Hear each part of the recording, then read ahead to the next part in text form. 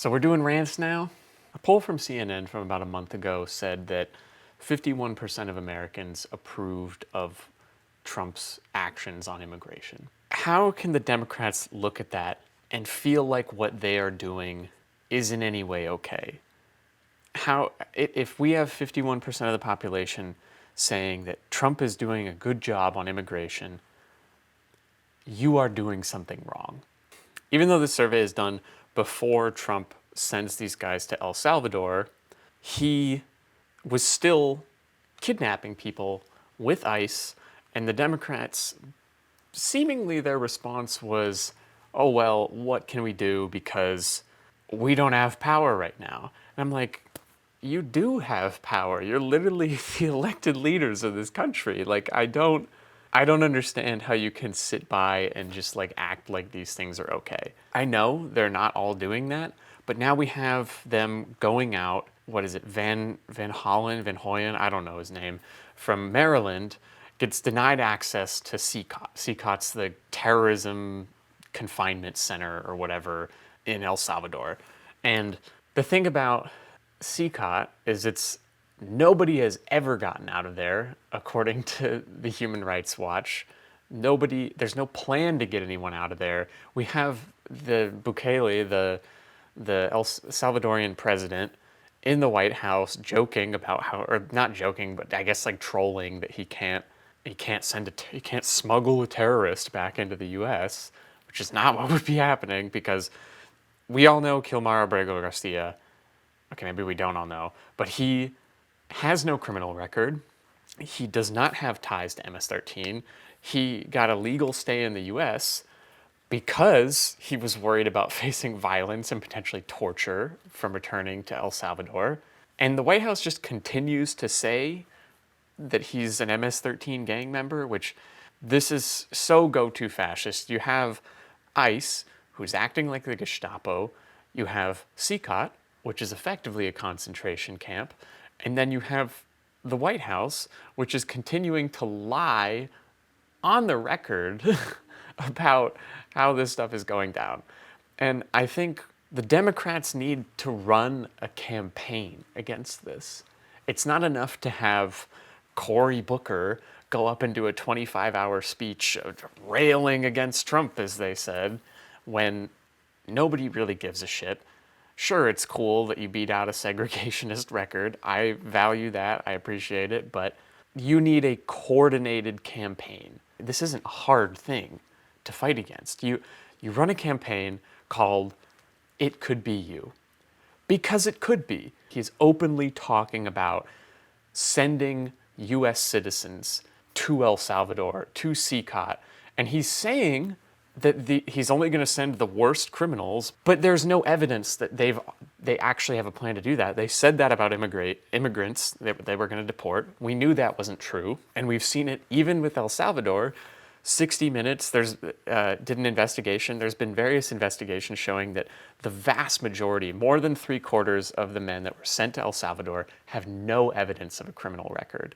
And so why would we believe that he is going to actually take that into account with people in the US when he could just send his political dissidents? Why would we believe that he is actually going to approach this in good faith? There's no reason to believe that. And what is likely to happen, because it appeals to Trump's hardcore base, is something like either ethnic cleansing of certain minorities or the deportation of trans people, because in Project 2025, if you don't believe that trans genocide is a real problem, what they wrote out in Project 2025, they want to consider all trans people sexual predators, and what they want to do is they want to reinstate the death penalty for sexual predators. It doesn't take much to put two and two together to show that they want to just kill trans people. And why would they hold back from doing that if they could just send people to El Salvador, to a prison that they will never return from, which is not a prison, it is a concentration camp. And I think that's kind of the synthesis of what I'm saying, is the Democrats need to start calling it like it is. If the Democrats want to be an actual resistance party, if they want to get less than 51% of the people to approve of Trump's campaign, you actually have to message about it. You have to do something, because you aren't actually going to convince people of an argument if you don't have an argument, if you don't have a solution, if you don't give people something to believe in. In this case, you could be giving them something to be rightfully fearful of. That this "it could be you" idea. I mean, it's not perfect. It's literally something I came up in the car while I was driving. It's really shouldn't be this hard for them, and they're so bad at it. And it's disgraceful, and they are allowing our democracy to erode like under our watch, and I think that there's just no excuse. You need to run a campaign against inhumane human rights violations. If they don't actually care about these issues, fine, I guess. I mean, I think that's abhorrent, but that's what they're showing right now. If there's no real push against it, like, sure, you can have they're talking about a congressional delegation going down to see CCOT or whatever in El Salvador. That's great. Do that.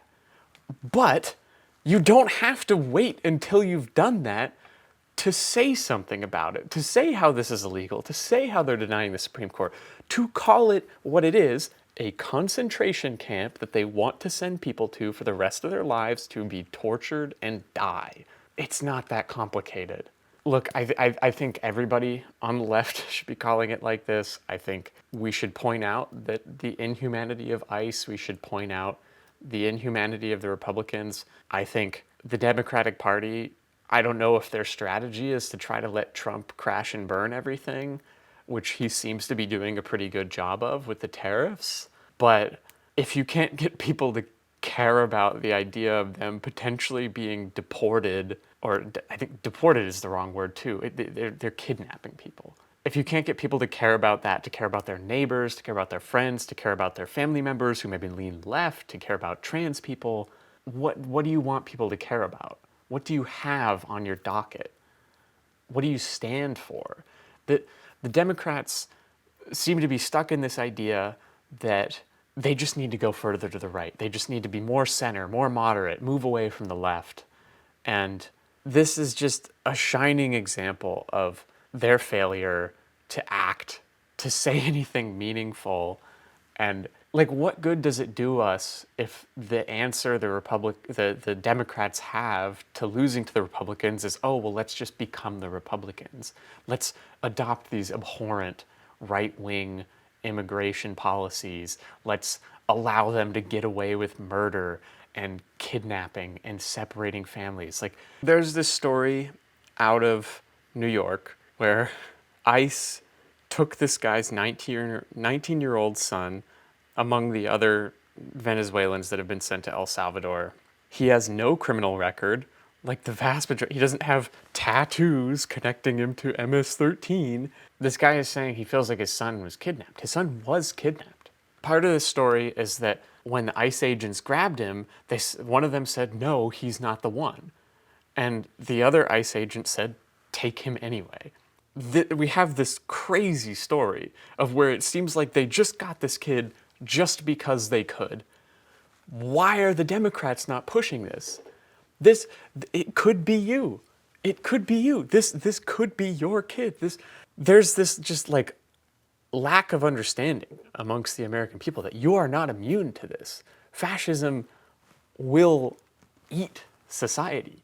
It will not stop with the immigrants or the Venezuelans or the Mexicans or whoever. It will not stop with trans people. It will not stop with communists. It will continue until it collapses, because they need somebody to be on the outside.